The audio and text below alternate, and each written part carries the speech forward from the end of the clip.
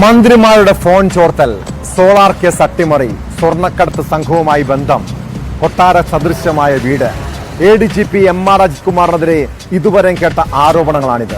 എന്നാൽ ഇതുകൊണ്ടും തീർന്നില്ല പോലീസ് ഉന്നതനെതിരായ ആക്ഷേപങ്ങൾ. സ്വപ്ന സുരേഷ് ഉൾപ്പെട്ട സ്വർണ്ണക്കടത്ത് കേസിലും MR അജിത് കുമാർ വഴിവിട്ട ഇടപെടലുകൾ നടത്തിയെന്നാണ് പുതിയ വെളിപ്പെടുത്തൽ.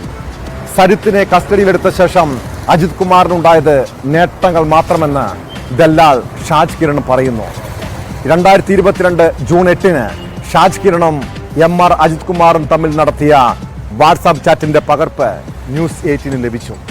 അതിനിടെ ആരോപണങ്ങളിൽ പഴുതടച്ച അന്വേഷണം നടത്തണമെന്ന് DGP അന്വേഷണ ഉദ്യോഗസ്ഥർക്ക് നിർദ്ദേശം നൽകിയിട്ടുണ്ട്.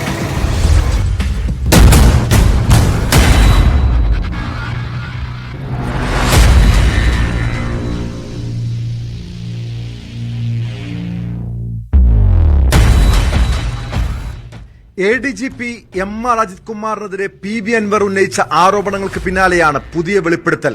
സ്വപ്ന സുരേഷ് ഉൾപ്പെട്ട സ്വർണ്ണക്കടത്ത് കേസിൽ അജിത് കുമാറിന്റെ ഭാഗത്തു നിന്ന് വഴിവിട്ട ഇടപെടലുകൾ ഉണ്ടായെന്നാണ് വിവാദ ദല്ലാൽ ഷാജ് കിരണിന്റെ ആരോപണം. സരിത്തിനെ കസ്റ്റഡിയിലെടുത്ത ശേഷം MR അജിത് കുമാറിനുണ്ടായത് നേട്ടങ്ങൾ മാത്രമാണ്. വിജിലൻസ് തലപ്പത്ത് നിന്ന് മാറ്റി നിർത്തിയ അജിത് കുമാറിനെ ചുരുങ്ങിയ ഇടവേളയ്ക്ക് ശേഷം ക്രമസമാധാന ചുമതലയിൽ നിയോഗിച്ചതിന് പിന്നിൽ സംശയമുണ്ടെന്നും ഷാജ് കിരൺ ന്യൂസ് 18 പറഞ്ഞു. അന്ന് ഞാൻ പാലക്കാട് പിന്നീട് HRDSന്റെ ഓഫീസിലേക്ക് പോകുന്നു. HRDSന്റെ ഓഫീസിലാണല്ലോ പുള്ളിക്കാരുള്ളത്. ഞാൻ പോകുമ്പോഴൊക്കെ ഇദ്ദേഹത്തെ വിളിച്ച് കമ്മ്യൂണിക്കേറ്റ് ചെയ്യുന്നുണ്ട്. അതാണ് വാട്സ്ആപ്പ് കോളായിട്ടും നോർമൽ കോളായിട്ടും വന്നേക്കുന്നത്. മനസ്സിലായില്ലേ? എന്റെ ഫോൺ കേരള പോലീസിന്റെ കസ്റ്റഡിയിലാണ്. എന്റെ ഫ്രണ്ട് സ്വപ്ന സുരേഷ് എന്ന് പറഞ്ഞ കാര്യങ്ങളെല്ലാം അദ്ദേഹത്തിന്റെ ഫോണിൽ റെക്കോർഡ് ചെയ്തിട്ടുണ്ടായിരുന്നു. ഞാൻ അദ്ദേഹമായിട്ട് അവസാനം സംസാരിച്ചു വെച്ച ഫോണിന്റെ സ്ക്രീൻഷോട്ട് വരെ എന്റെ കയ്യിലുണ്ട്. വിവരശേഖരണത്തിനായി പോലീസിന് കൈമാറിയ തന്റെയും സുഹൃത്തിന്റെയും സ്മാർട്ട് ഫോണുകൾ ഇതുവരെയും തിരികെ നൽകിയിട്ടില്ല.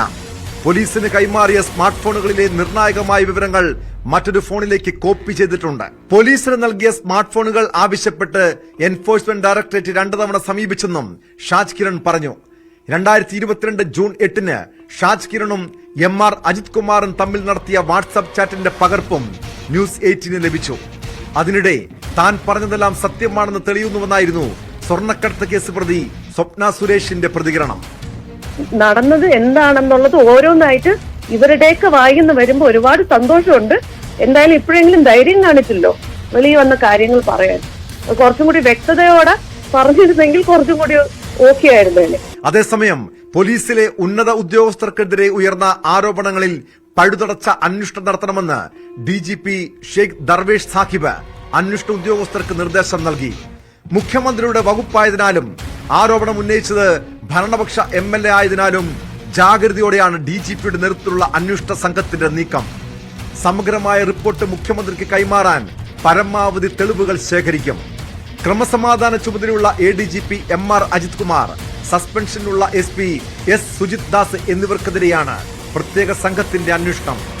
അജിത് കുമാർ ക്രമസമാധാന ചുമതല വഹിക്കുന്നതിനാൽ അദ്ദേഹത്തിനെതിരെയുള്ള അന്വേഷണത്തിന് തടസ്സമുണ്ടാകാനുള്ള സാധ്യത സംഘം മുന്നിൽ കാണുന്നുണ്ട്. അന്വേഷണ സംഘത്തിന് പുറത്തുള്ള വിശ്വസ്തരായ ഉദ്യോഗസ്ഥരിൽ നിന്നും DGP വിവരങ്ങൾ ശേഖരിച്ചു. നീക്കങ്ങൾ ചോരരുതെന്ന് സംഘത്തിലുള്ളവർക്ക് കർശന നിർദ്ദേശമുണ്ട്. അൻവർ ആരോപിച്ച കൊലക്കേസിന്റെ CD ഫയൽ അടക്കം ഹാജരാക്കാൻ DGP നിർദ്ദേശം നൽകി. മറ്റാരോപണങ്ങളിൽ 4 സംഘങ്ങളായി തിരിഞ്ഞ് തെളിവ് ശേഖരിക്കും. അതിനൊപ്പം അൻവറിന്റെ വിശദമായ മൊഴിയും ഉടൻ രേഖപ്പെടുത്തും.